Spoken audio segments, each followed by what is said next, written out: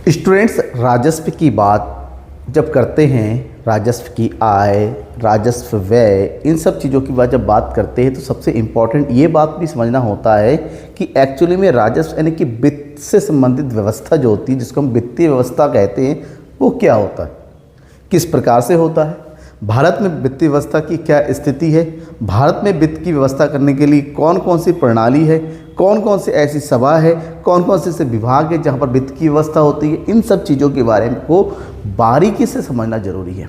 Exam में इससे related भी क्वेश्चन पूछे जाते हैं। तो आज का टॉपिक हमारा है वित्तीय प्रशासन। वित्तीय व्यवस्था किस प्रकार से हो, इस बात को बताता है वित्तीय प्रशासन, जिसको इंग्लिश में बोला जाता है फाइनेंशियल एडमिनिस्ट्रेटिव या फिर फाइनेंशियल एडमिनिस्ट्रेशन। ठीक है ना, थोड़ा स्पेलिंग मिस्टेक हो गया यहाँ पर। तो वित्तीय प्रशासन है क्या? वित्तीय प्रशासन का अगर सिंपल मतलब की बात करते हैं तो सरकार की वित्तीय मामलों का नियमन, नियंत्रण एवं उनकी सुचारू रूप से व्यवस्था करना। सरकार के जो वित्त होते हैं, चाहे सरकार के वित्त से प्राप्त होने वाली आय होता है, सरकार के होने वाले व्यय होता है, तो आय और व्यय से संबंधित जो भी व्यवस्था की जाती है, एक सुचारू एक व्यवस्था, एक नीति अपनाई जाती है जिसको राजस्व नीति कहते हैं। और राजस्व नीति के अंतर्गत जब हम धन की व्यवस्था की बात करते हैं तो वित्तीय व्यवस्था के नाम से जाना जाता है, और वित्तीय व्यवस्था करने की पूरी प्रणाली को वित्तीय प्रशासन के नाम से जाना जाता है, जहाँ पर यह तय किया जाता है कि नियमन कैसे हो, वित्त का नियंत्रण कैसे हो और उसकी सुचारू रूप से व्यवस्था कैसे की जाती है, कौन कौन से स्टेप्स उठाए जाते हैं, इन सब चीज़ों के बारे में हम बेसिकली बात करते हैं। तो यहाँ पर जब हम वित्तीय प्रशासन की बात करते हैं, विज्ञान के रूप में राजकीय विधि को नियंत्रित करने संबंधी निश्चित सिद्धांतों एवं नियमों का निर्माण करता है। क्योंकि अगर इसको विज्ञान समझें, प्रशासन क्या एक तकनीक होता है, अगर विज्ञान की दृष्टि से देखें तो ये उन सिद्धांतों या फिर नियमों की बात करता है जिसके अंतर्गत हम वित्तीय नियमन करते हैं, वित्त का संरक्षण करते हैं, वित्त का संग्रहण करते हैं। तो उससे संबंधित जो भी नीतियां होती हैं, उससे संबंधित जो भी प्रिंसिपल्स होते हैं, उससे संबंधित जो भी नियम होते हैं, वो विज्ञान के अंतर्गत वित्तीय प्रशासन के अंग माने जाते हैं। या फिर कला के रूप में यह सरकारी संगठन का भाग माना जाता है जो राजकोषीय कोषों को एकत्रित और वितरण संबंधी कार्यों को करके उनके नियंत्रण का अध्ययन करता है। कला क्या होता है? कला का मतलब होता है किसी कार्य को कार्य करने की युक्ति। तो कला के रूप में वित्तीय प्रशासन राज्य में किस प्रकार से कोषों का एकत्र, कोष मतलब धन का एकत्रीकरण हो, जो धन हमारे पास आता है उस धन को किस प्रकार से अलग अलग क्षेत्रों में व्यय किया जाए, इन संबंधित पूरी रूपरेखा, उसके पूरे नियंत्रण की क्रिया को ही हम क्या बोलते हैं? वित्तीय प्रशासन के नाम से जानते हैं। राइट। तो आगे बढ़ते हैं। Gaston gauge, professor Gaston gauge ने वित्तीय प्रशासन को एक्सप्लेन किया। उन्होंने कहा कि प्रशासन शासकीय संगठन का भाग है। प्रशासन मतलब जो एडमिनिस्ट्रेशन होता है, जो कि राज करता है, जो अधिकारी लोग होते हैं, जो विभिन्न प्रकार की नीतियों का निर्माण करते हैं, वो शासकीय संगठन का भाग है जो राजकीय आय एवं व्यय, पूरा राजस्व ही इस बात पर निर्भर करता है कि कितना आय हो रहा है और कितना व्यय हो रहा है। तो आय एवं व्यय में समन्वय, राज्य की ओर से साख की क्रियाओं के प्रबंध, जनता के वित्तीय क्रियाओं की सामान्य नियंत्रण के साथ सार्वजनिक कोषों के संग्रहण, संरक्षण एवं वितरण किससे संबंधित होता है। यानी कि जो भी वित्तीय प्रशासन की हम बात करते हैं, यहाँ पर प्रशासन का मतलब होता है वित्तीय प्रशासन। ठीक है, जो भी वित्तीय प्रशासन की बात होती है कि वित्त की व्यवस्था किस प्रकार से होती है, उसमें इस बात को देखा जाता है कि सरकार की आय और व्यय व्यवस्था कैसी है, सब विभिन्न क्रियाओं से सरकार किस प्रकार से आय की प्राप्ति कर रही है, किस प्रकार से सरकार अपने व्ययों को करती है, इससे संबंधित संपूर्ण नीतियों, नियंत्रण और नियमावली को वित्तीय प्रशासन के नाम से जानते हैं। वहीं पर हम कह सकते हैं इस प्रकार हम वित्तीय प्रशासन में सार्वजनिक वित्त को नियंत्रित करने, उनके समुचित व्यवस्था करने हेतु निश्चित नियमों और सिद्धांतों का निर्माण किया जाता है तथा इन्हीं सिद्धांतों एवं नियमों को कार्यरूप में पारित करने के लिए प्रयास किए जाते हैं। सिंपल सी बात है, आपको बहुत ज़्यादा डिटेल में नहीं जाना, बाकी नोट्स तो आपके सामने अवेलेबल है। तो वित्तीय प्रशासन का मतलब होता है नियमों और सिद्धांत जिसके अंतर्गत राज्य में आय और व्यय की व्यवस्था की जाती है, उसका नियंत्रण किया जाता है, वही वित्तीय प्रशासन के नाम से जाना जाता है। अब वित्तीय प्रशासन के अंतर्गत कौन कौन से क्षेत्र शामिल होते हैं? वित्तीय प्रशासन के क्षेत्र की बात करते हैं तो सार्वजनिक कोषों का संग्रह, संरक्षण एवं वितरण कैसे किया जाए, सार्वजनिक आय और व्यय का समायोजन किस प्रकार से किया जाए, सार्वजनिक ऋणों की व्यवस्था कैसे हो। सार्वजनिक ऋण तभी लिया जाता है जब हमारे पास जो प्राप्त आय होते हैं उससे पूरी तरीके से व्ययों की परिपूर्ति नहीं हो पाती है तब। और सरकारी वित्तीय मामलों का नियमन और नियंत्रण किस पर, ये सारी चीज़ें, ये बेसिकली जो 4 पॉइंट्स है, ये 4 पॉइंट जो है वित्तीय प्रशासन के प्रमुख अंग हैं। हमें देखना होता है कि हमारे जो कोष होते हैं यानी कि आय की जो प्राप्ति होती है वो किन किन स्रोत से आ रही है और संरक्षण किस प्रकार से होता है, उसका संग्रहण हम कर कैसे रहे हैं। उसके बाद जो आय की प्राप्ति होती है उसको व्यय के रूप में किस प्रकार से करते हैं, किस प्रकार आवश्यकता की पूर्ति के लिए, देश के विकास के लिए किन किन जगहों पर कैसे कैसे हम व्यय की परिपूर्ति करते हैं। और अगर हमें और भी अधिक आवश्यकता है आय की तो ऋण कितना लिया जाए, कहाँ से लिया जाए, कैसे लिया जाए, सोर्स कौन सा होना चाहिए। और उसके बाद जितने भी वित्तीय मामले हैं उसका नियमन और नियंत्रण किस प्रकार से किया जाए, यानी कि हम खर्च कर रहे हैं तो नियंत्रण का होना जरूरी है, जांच का होना जरूरी है। उसको ध्यान रखना पड़ेगा कि वही वित्तीय व्यवस्था हो, वहीं पर वित्त खर्च किया जाए जहां पर कार्यप्रणाली या फिर संसद तय करे या फिर एक पॉलिसी बनाई जाती है कि क्योंकि मनमाने तरीके से वित्त को व्यय नहीं किया सकता जब तक संसद की मंजूरी ना हो। पूरी के पूरा एक प्रोसेस होता है कि इस कार्य के लिए इतना पैसा चाहिए, ये खर्च होगा, उसके बाद पैसा कोई खर्च कर सकता है। ठीक है, यहाँ पर कुछ पॉइंट है जिसके बारे में जानना जरूरी है जो वित्तीय प्रशासन के अंग के रूप में काम करते हैं। सबसे पहले आय के स्रोत। आय के स्रोत देश के संविधान या संसद के द्वारा तय किए जाते हैं। हमें किन किन स्रोतों से आय की प्राप्ति होती है, आपको पता है हर साल सरकार के द्वारा बजट पेश किया जाता है भारत में। उस बजट में प्रॉपरली लिखा रहता है कि हमें कहाँ कहाँ से कितनी कितनी इनकम मिलने वाली होती है। मतलब सरकार के द्वारा ये तय किया जाता है कि हमें कितने आय मिलना है और कहाँ कहाँ से आय की प्राप्ति होगी। उसके बाद कार्यकारिणी सभा होती है जिसका काम, एग्जीक्यूटिव जो है कमेटी होती है जिसका काम होता है आय तथा ऋणों का संगठन करना कि जो हमारे पास आय हो रहा है और जो हमें ऋण चाहिए उसका किस प्रकार से व्यवस्था किया जाए। उसके बाद लेखों की जांच, क्योंकि आप जो आय की प्राप्ति कर रहे हो, आप जो व्यय कर रहे हो उसका एक प्रॉपर लेखा जोखा होना जरूरी है।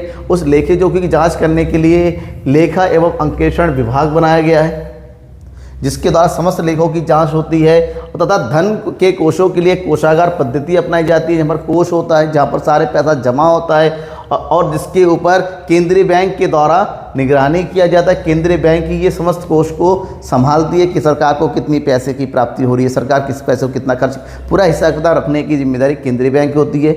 उसके नीचे एक कार्यकारिणी सभा होता है जिसके जो सदस्य होते हैं बेसिकली संसद के जो सांसद होते हैं जो जनता के द्वारा चुने जाते हैं वो लोग होते हैं और जो वित्त मंत्रालय की सहायता से आय और व्यय के अनुमान तैयार करते हैं। ये कार्यकारिणी सभा जिसमें सांसद लोग बैठते हैं, मंत्रीगण बैठते हैं और वित्त मंत्रालय के अंतर्गत वो लोग सारा निर्णय लेते हैं कि पैसा कहाँ से आएगा, कैसे आएगा, कहाँ पर कितना खर्च किया जाएगा, वो सब कुछ तैयार करते हैं और बाद में इसको स्वीकृति के लिए संसद में भेजा जाता है। ये एक पूरी प्रोसेस होती है। नियंत्रण की कुशलता को बनाए रखने के लिए समय समय पर आय और व्यय संबंधी रिपोर्ट तैयार किया जाता है और रिपोर्ट तैयार करने की जिम्मेदारी थी CAG की, कैग जिसको बोलते हैं। और ये कैग पूरा का पूरा इस पर नज़र रखता है कि सरकार के खर्च कहाँ पर हो रहे हैं, कैसे हो रहे हैं, सही जगह पर हो रही है नहीं है। इसके बारे में अभी थोड़ी देर बाद मैं डिटेल से आपको बताने वाला हूँ। इसके अलावा वित्तीय प्रशासन के तत्व या यंत्र, सरकार किस प्रकार से अपने वित्तीय प्रशासन को संभालती हैं, कौन कौन सी उसके अंतर्गत बातें आती हैं। किसी भी देश की राष्ट्रीय उस देश की आर्थिक क्रियाओं की अवस्था का प्रतिनिधित्व करती है। आपको पता है राष्ट्रीय आय जितनी ज़्यादा होती है हम मान के चलते हैं देश की व्यवस्था उतनी अच्छी है। तो वित्तीय प्रशासन की हम बात करेंगे, इसके मुख्य यंत्र निम्नलिखित हैं। उत्तरदायित्व की समस्या, सबसे पहला पॉइंट, उत्तरदायित्व निभाना। क्या सर धन को व्यय करते समय अनेक बातों में से ईमानदारी पर विशेष ध्यान दिया जाता है कि धन का व्यय देश के विकास के लिए ही हो, धन का व्यय उचित जगह पर हो, पूंजी का बिल्कुल भी दुरुपयोग ना होने पाए।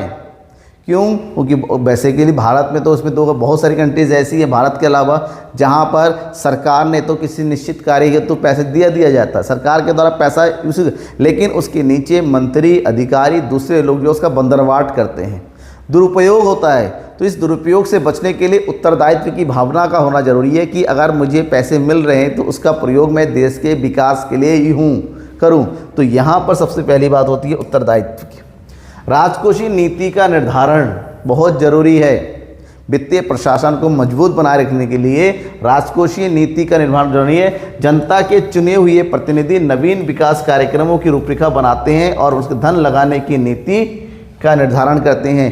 राजकोषीय नीति ये बताता है कि किस चीज़ पर कितना धन व्यय किया जाना चाहिए और कैसे किया जाना चाहिए। उसके बाद होता है प्रबंधन तत्व, इसमें बात होती है इनमें वित्तीय संगठन व वित्तीय प्रशासन को सम्मिलित किया जाता है। वित्तीय प्रशासन की व्यवस्था निम्न ढंग से होती है, यानी कि जो प्रशासन तय किया जाता है उसमें कुछ बातें होती हैं, जैसे प्रबंध की तैयारी कैसे किया जाए, उसके लिए स्वीकृति लेना जरूरी है संसद के अंतर्गत, क्योंकि प्रबंध की तैयारी मतलब इसमें बजट तैयार किया जाता है, कितना आय कितना व्यय होगा, और बजट बनाने के बाद संसद के द्वारा उस बजट को पारित करके स्वीकृति प्रदान ली जाती है।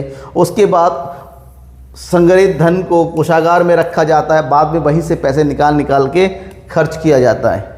बजट का क्रियान्वयन मतलब आपने सब पूरा बजट बना लिया, बजट बनाने के बाद उस बजट को अप्लाई करना है, क्योंकि बजट के अनुसार ही देश के समस्त वित्तीय क्रियाओं को किया जाता है। विधायी उत्तरदायित्व फिर आ जाता है। कार्यपालिका के लेखों पर नियंत्रण रखा जाता है कि आपने बजट बना के अलग अलग क्षेत्रों में अपने आय को व्यय के रूप में वितरित कर दिया, अब उसके ऊपर नियंत्रण का होना जरूरी है। क्या वास्तव में पैसे वहाँ पर खर्च हो रहे हैं?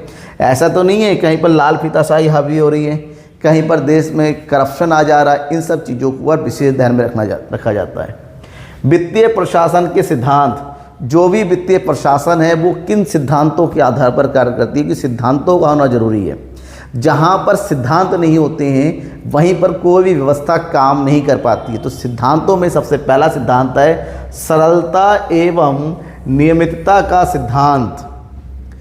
सरलता एवं नियमितता का सिद्धांत, इस सिद्धांत के अंतर्गत वित्तीय प्रशासन में सरलता का गुण होना चाहिए, यानी कि प्रशासन इस प्रकार से हो कि सरलता के साथ हर कोई उसके अंतर्गत समायोजित हो सके तथा समय का उचित पालन किया जाना चाहिए। प्रशासन कार्य में आवश्यक जटिलता नहीं आनी चाहिए। मान लो आप वित्त की व्यवस्था कर रहे हो, आपको व्यय करना है, देश के विकास के लिए जरूरी पॉलिसी बनाई है उसमें, तो उसके अंतर्गत जो आपकी नीति है व्यय करने की वो इजी होनी चाहिए। मतलब आपने पुल बनवाना है, कहीं पर क्या बनाना है, एक पुल बनाना है, और पुल बनाने के लिए 2 करोड़ रुपए खर्च होने हैं, वो 2 करोड़ रुपए आपको चाहिए। तो कैसे मिलेगा? उसके लिए प्रस्ताव रखा जाएगा, संसद में प्रस्ताव को पारित किया जाएगा, उसको चेक किया जाएगा एक्चुअली में ऐसा है या नहीं है, उसके बाद उससे संबंधित पैसे रिलीज़ किए जाते हैं। तो ये वो पूरे प्रोसेस है वो इजी वे में पूरा होना चाहिए। ऐसा नहीं है 2 करोड़ का प्रस्ताव रखा 1 साल के बाद हो रहा, तब तक तो कई लोग उसमें बिना पुल के मारे जाएंगे। तो व्यवस्था सरल होनी चाहिए, नियमित होनी चाहिए, जांच होना जरूरी है, यानी कि ध्यान में रखा जाना चाहिए कि उचित समय में उचित कार्य हो रहा है या नहीं। सेकेंड, सप्रभाविक नियंत्रण का सिद्धांत। नियंत्रण का होना जरूरी है। कार्यकारिणी एवं विधानसभा की ओर से वित्तीय क्रियाओं का प्रभावपूर्ण नियंत्रण होना चाहिए। जो भी क्रियाएं देश के अंतर्गत जो भी वित्तीय क्रियाएं की जाती हैं उसके ऊपर प्रॉपर एक कंट्रोल का होना जरूरी है। बिना कंट्रोल के वित्त व्यवस्था सही और सुचारू रूप से नहीं चल सकती बेटा। तो यहाँ पर अव्यवस्था ना हो, अव्यवस्था नहीं होनी चाहिए, सही जगह पर सही पैसे एक्चुअली में खर्च होने चाहिए। तो कुशल बनाने के लिए उस पर वित्तीय नियंत्रण का होना जरूरी है, जिससे आय और व्यय परिवर्तन करने के लिए पूर्ण अधिकार होने चाहिए। समय समय पर उप समितियों का निर्माण होना चाहिए जो समस्त चीज़ों की जांच करेगा कि सही जगह पर सही पैसा खर्च हो रहा कि नहीं। अधिकारियों की कुशलता की जांच पड़ताल होनी चाहिए कि जो अधिकारी उसमें संलग्न है वो सही प्रकार से कार्य कर रहे नहीं कर रहे। अनियमितता होने पर उचित कार्रवाई होनी चाहिए। मान लीजिए पुल का निर्माण है, उसमें घोटाला हो रहा है, सही जगह से सही तरीके से निर्माण नहीं हो रहे, 1-2 करोड़ से 1 करोड़ का पुल बन रहा है, 1 करोड़ बाकी लोग खा रहे हैं। तो इन सब चीज़ों के बारे में भी ध्यान रखना जरूरी है। ये सैद्धांतिक है चीज़ें। संगठन की एकता का सिद्धांत। जो भी संगठन आप तैयार कर रहे हैं उसमें एक रूपता होनी चाहिए, एकता होनी चाहिए, संपूर्ण वित्तीय व्यवस्था पर केंद्रीय नियंत्रण एवं उत्तरदायित्व होना चाहिए। ऐसा नहीं पैसा रिलीज कर दिया काम खत्म हो गया, नहीं, काम खत्म नहीं होता। एक उत्तरदायित्व की भावना होती है कि जिस बंदे से जो काम दिया गया है चेक करना है कि वो काम वो बंदा कर रहा है या नहीं कर रहा है। संगठन में एकत्रीकरण का होना बहुत ही ज़्यादा आवश्यक है, जिससे प्रशासन की कुशलता बढ़ती है। इस बात पर निर्भर करती है कि उस व्यक्ति का पता सरलता से लगाया जाए जो किसी कार्य को विशेष के लिए उत्तरदायी बनाया गया है। उत्तरदायित्व की भावना का होना जरूरी है। कोई भी काम वित्त से संबंधित, क्योंकि वित्त किसी एक व्यक्ति का नहीं होता है। सरकार के पास जो वित्त होता है, जो पैसे होते हैं, वो जनता का होता है और उसका प्रयोग जनता के हित के लिए होना चाहिए। तो जिस व्यक्ति को जो कार्य दिया जा रहा है उस व्यक्ति के ऊपर सुचारू उत्तरदायित्व का होना जरूरी है कि जो कार्य मुझे मिला है उस कार्य को मैं पूरी तरीके से निर्वाह करूँगा, वो भी ईमानदारी के साथ। नेक्स्ट है कार्य संचालन का सिद्धांत। कार्य का संचालन उचित प्रकार से होना चाहिए। प्रजातांत्रिक शासन उसी समय से शुद्धतापूर्वक चल सकता है जबकि वित्तीय मामलों में विधानसभा की इच्छा अनुसार कार्य किया जा सके। जो भी कार्य हो वो विधानसभा के अंतर्गत हो, जैसे सांसद है या विधानसभा है, विधान परिषद है, राज्यसभा है, इन सब की स्वीकृति के अलावा देश में कोई कार्य नहीं होना चाहिए, क्योंकि यहाँ पर जो लोग बैठते हैं वो जनता के द्वारा चुने जाते हैं, वो जनता के हित के लिए ही कार्य करते हैं। तो इसलिए इस संबंध में यह आवश्यक है कि वित्तीय प्रशासन जनता के प्रतिनिधियों के हाथों में ही रहे, अधिकारियों नहीं, प्रतिनिधियों के हाथ में। क्योंकि अगर प्रतिनिधि जनता से चुने जाते हैं तो जनता की आवश्यकता का पता उनको होता है, तो जनता के लिए ही वो अपने। तो संविधान में वित्तीय संबंधी निम्न अधिकार जनता को प्राप्त। जनता को कौन कौन से अधिकार दिए जाते हैं? सबसे पहले संसद की स्वीकृति। संसद की स्वीकृति के अभाव में कोई भी व्यय नहीं किया सकता। देश के विकास के लिए जो भी व्यय किया जाता है उस सब में संसद की स्वीकृति का होना जरूरी है। बिना संसद के स्वीकृति के 1 रुपया भी खर्च नहीं हो सकता। सार्वजनिक आय एवं व्यय करना, संसद की स्वीकृति के आधार पर ही कार्यकारिणी सार्वजनिक आय और व्यय करती है। और जनता की स्वीकृति के बिना भी, जनता की स्वीकृति मतलब प्रतिनिधियों की स्वीकृति, मान लो कोई पॉलिसी बन रहा है, कहीं पर कोई प्रस्ताव रखा जा रहा है तो संसद में रखा जाता है। लोकसभा, राज्यसभा, उसके ऊपर वोटिंग होती है। ज़्यादातर उस वोटिंग जिसके मत में जाता है वही निर्णय लिया। लोकतंत्र के अंतर्गत बिना वोटिंग के जिसके पक्ष में ज़्यादा मत होते हैं उसी आधार पर यहाँ पर निर्णय लिए जाते हैं, जो कि जनता का निर्णय कहा जाता है। एक रूपता का सिद्धांत, ये बहुत ही ज़्यादा इम्पॉर्टेंट है। वित्तीय प्रशासन में कुशलता लाने के लिए कार्यों का विभाजन किया जाता है, जिसके लिए विभिन्न अंगों में एक रूपता का होना जरूरी। कार्य करने के लिए अलग अलग विभाग बनाए जाते हैं, अलग अलग समितियां बनाई जाती हैं, उनके ऊपर अलग अलग प्रकार के लोग बिठाए जाते हैं, लेकिन वो सारे कार्य देश के लिए होते हैं। तो उन सभी विभागों में एक रूपता का होना जरूरी है। जैसे फॉर एग्जांपल एक रूपता के बारे में बताऊं, जैसे एक रोड मिल, एक ठीक है ना, देश के विकास के लिए एक रोड बनाया जाना है 60 किलोमीटर का।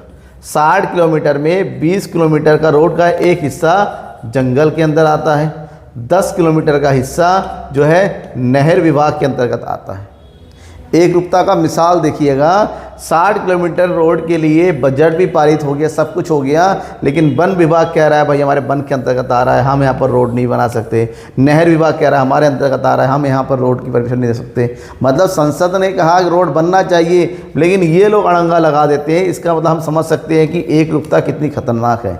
तो इन चीज़ों के अभाव में ये रोड बड़ा लेट होता है, बहुत सारी दिक्कतें आती हैं। इनको पैसा खिलाया जाता है, फिर इनको पैसा खिलाया जाता है ताकि रोड बने। ये सोचिएगा, ये सब सरकार के अंग ही है। ये रोड डिपार्टमेंट है, ये फिर नहर डिपार्टमेंट है, ये वन विभाग है, सब सरकार के अंतर्गत काम। उसके बावजूद उनकी एक रूपता के अभाव में कोई भी सरकारी कार्य अधूरा रह जाता है।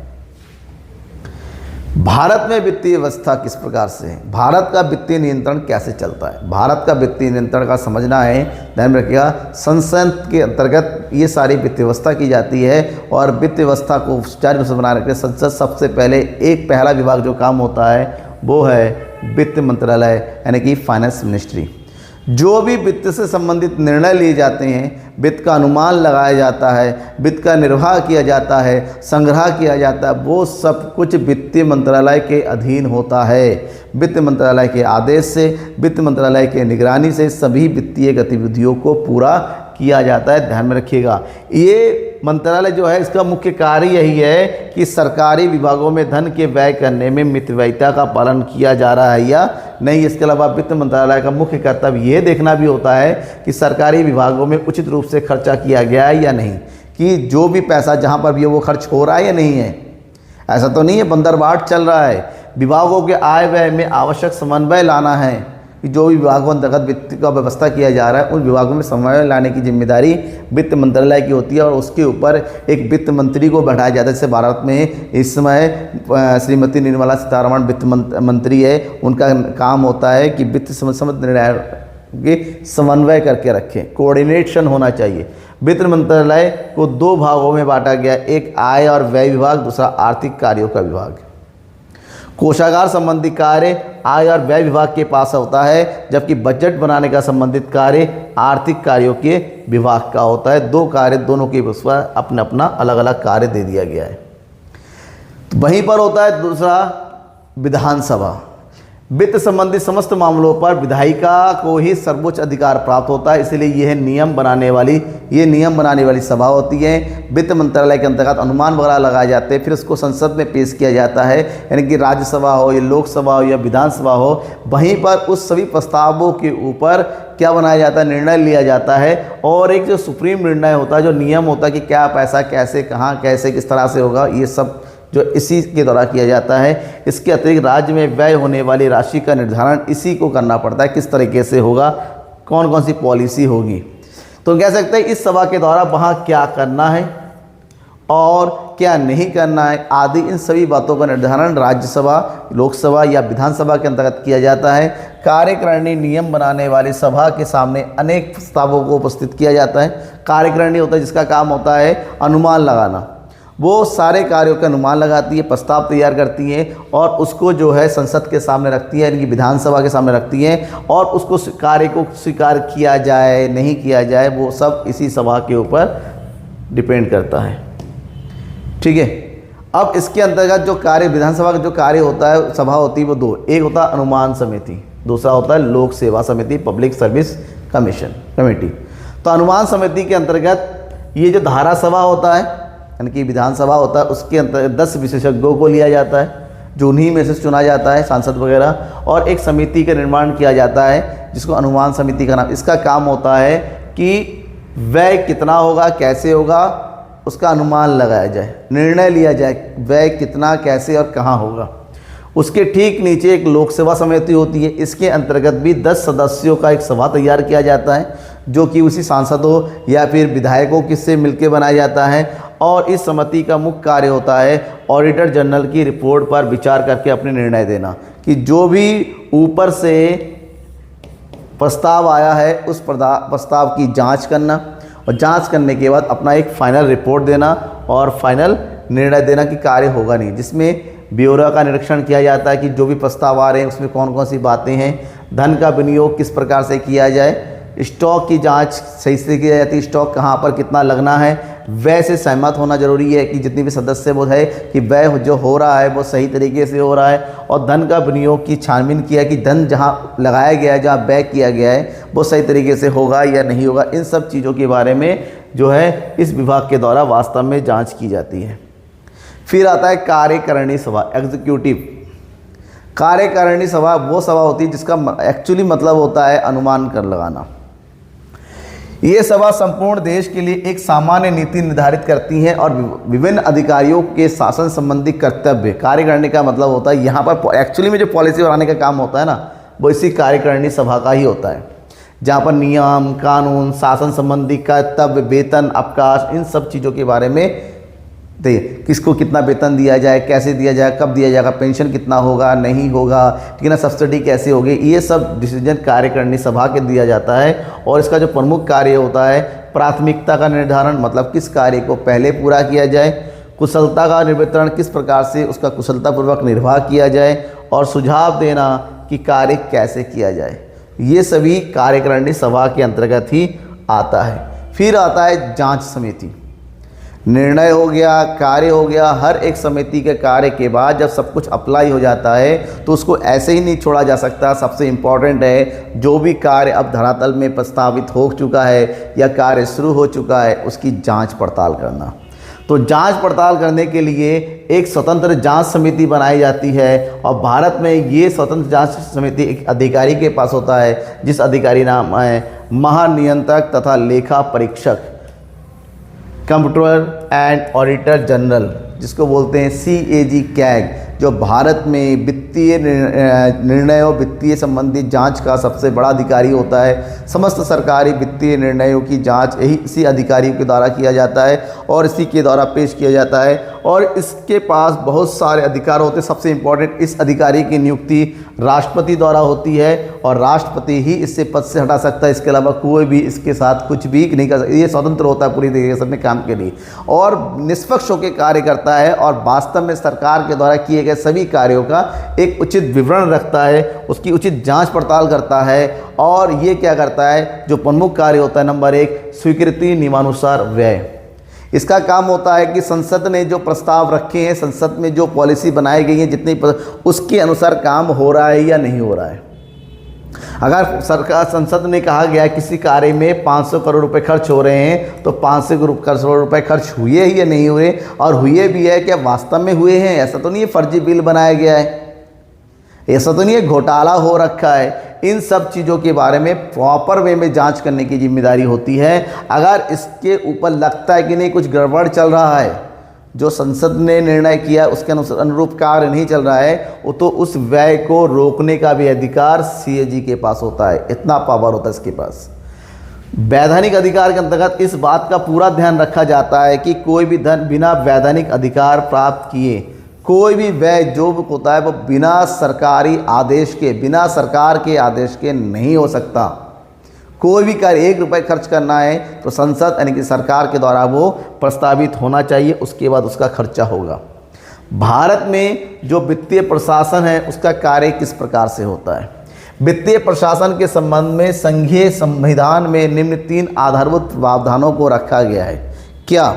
नंबर 1, भारत में कोई भी कार्य, कोई भी कर यानी कि टैक्स, कोई भी टैक्स कानूनी अधिकारियों के अतिरिक्त किसी अन्य व्यक्ति के द्वारा ना ही लगाया जा सकता है, ना ही टैक्स फालतू का वसूला जा सकता है। ध्यान रखना, ये पूरा क्लियर है। टैक्स केवल और केवल सरकारी अधिकारी ही लगा सकता है और वही वसूल सकता है। इसके अलावा कोई तीसरा कोई आता है तो ध्यान में रखिएगा फर्जी बंदा है, क्योंकि सरकार ने पूरी तरीके से ये तय कर रखा है बिना उसके कोई भी आपसे टैक्स नहीं ले सकता किसी भी तरीके से। दूसरा, सार्वजनिक आय में से कोई भी व्यय संसद की स्वीकृति के बिना नहीं किया जाएगा। मतलब कोई भी देश में विकास के लिए खर्च करना है उसके लिए सरकार की स्वीकृति का होना अनिवार्य है। और लास्ट है, प्रबंधकारिणी द्वारा संसद की स्वीकृति के अनुरूप ही व्यय किया जा सकता है। कोई भी व्यय होता है सरकार के अनुरूप होता है और कोई भी आय होता है वो भी सरकार के अंतर्गत। मतलब यहाँ पर हर एक चीज़ प्रशासन के अंतर्गत ही होना अनिवार्य है। ये भारत की वित्तीय व्यवस्था है। तो कैसा लगा आपको आज की क्लास?